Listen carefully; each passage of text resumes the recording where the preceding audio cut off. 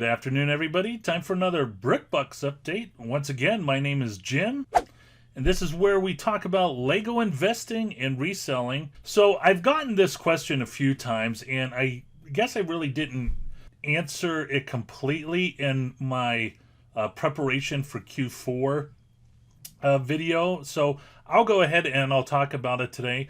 I shared with people how to prep for Q4, but I guess I really never went into what I do when it comes to storing.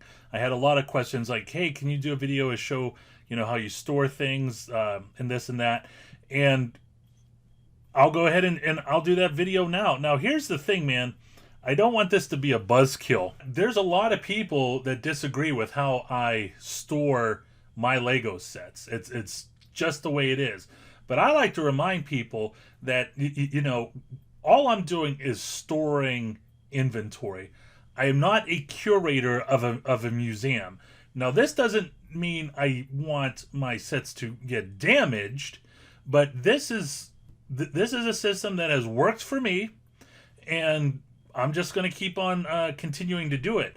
Now, the thing about it is, as I've mentioned a few times, I really don't have inventory in my house anymore. I really only have a small fraction of inventory compared to what I had last year. So we're just going to be doing a little bit of a slideshow.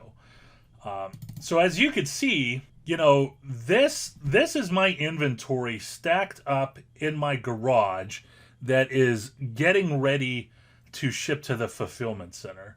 Now, here's the deal. This looks exactly like it did in my basement. I do have shelves, and I'll go over that in a little bit.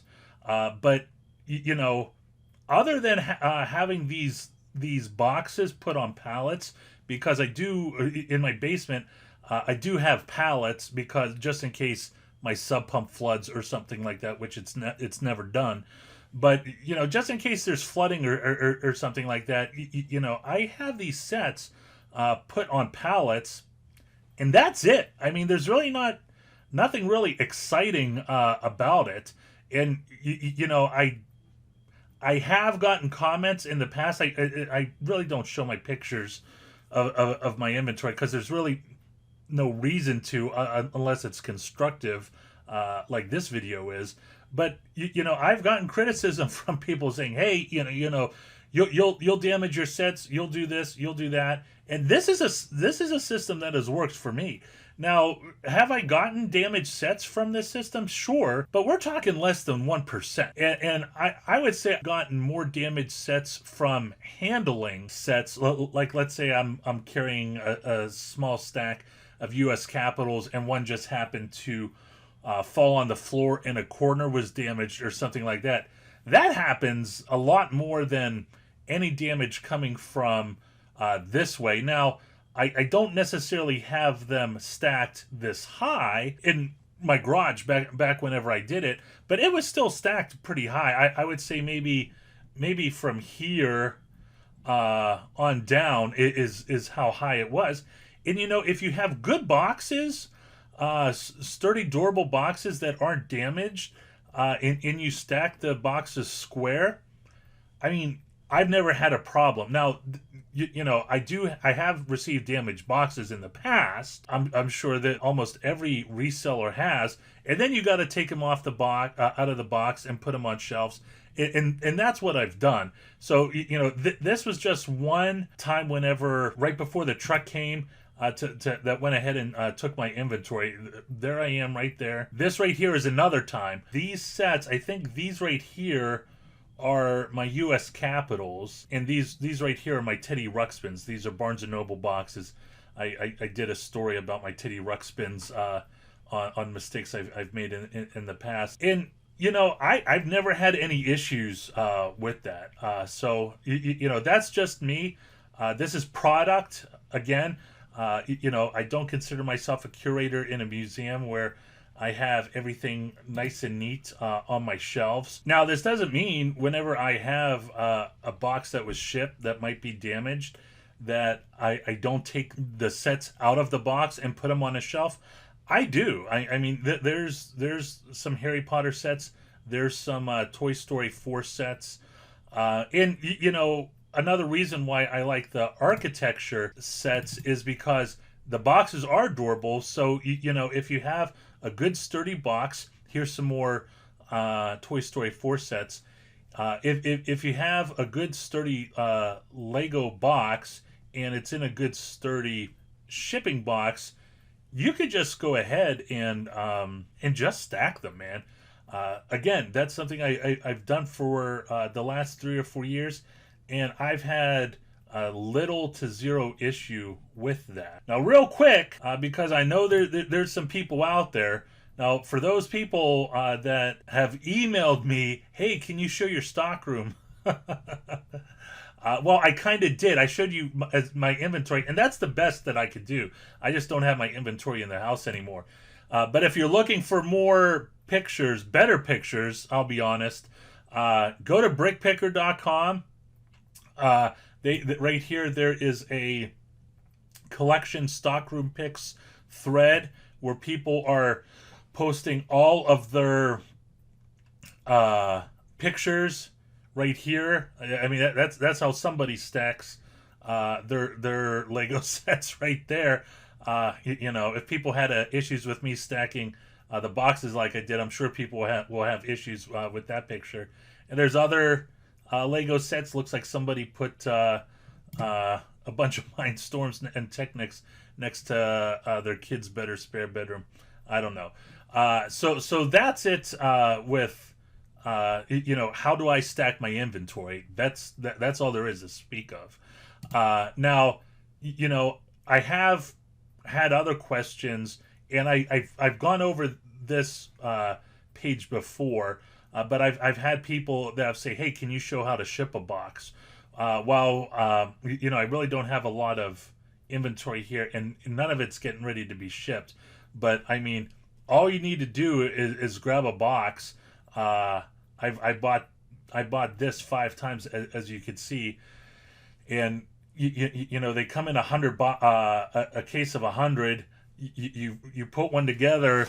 You put one of these air pillows in it with an architecture set. You tape it shut, and you know, sayonara, it's gone. Love you. Have a nice day. Now, of course, you know, you put a shipping label on it too. And you know, I really like these boxes a lot.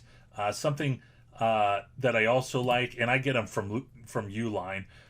It should be pulling up any moment. There we go. It's these side loader boxes. I love these side loader boxes. Now, of course, you know, you got to buy these side loader boxes that are the dimensions or close to it of a Lego set. But anytime you get an opportunity to do the side loader boxes, I highly recommend doing it. Now, here's the thing, you know, I put my R2D2s in these side loader boxes, and you know, when you're shipping a architecture set, it's great. You know, you just put one of these in, have a nice day. But you really got to put, you know, a bunch of these air pillows in and stack them, you know, on the front and on the side sometimes. And you know, as I was sharing in a conversation with in one of the VIP members' Facebook groups, is, you know, the more expensive the set, the more pickier they are on the box, on how good the box is. And you know, as I said, you know, I don't sell damaged sets. If I have a damaged set, I'll sell it on eBay. But you wouldn't believe how picky some people are. And you know, I'm not trying to be mean, but you know, I got it back when I was selling my R2D2s. I got an email from a guy on eBay, and he said, "Listen," he says, "you know, my son is 4, which I can appreciate. You know, I have a 4-year-old right now." He said, "I want to buy this set so my son and I could build this when he gets older. I just want to make sure that the box is immaculate." And I'm like, I emailed him back. I said, "I'm probably not your guy. I mean, my sets are in good and new condition. There is a standard for that. But if you're looking for something immaculate, I'm probably not your guy. I would say my sets are just as good in quality, the set box, as if you went to a Target or something like that." So that's it right there. And real quick, folks, I forgot to mention it in prepping for Q4, but USPS.com is your friend. I highly recommend that you go ahead and use it. But here's the deal, man. You got to make people work for you. Schedule a pickup, man. You print off these shipping labels. I mean, before I used the fulfillment center, my mail truck guy would back up into my garage to pick up all of my packages. And sometimes they would send two trucks. There would be a morning truck, like at 9 a.m. They would back into my garage, not my garage, but on the driveway and load up. And then they would come again in the afternoon when they're doing their mail delivery. Now, here's the thing. They have a cutoff time of 2 a.m.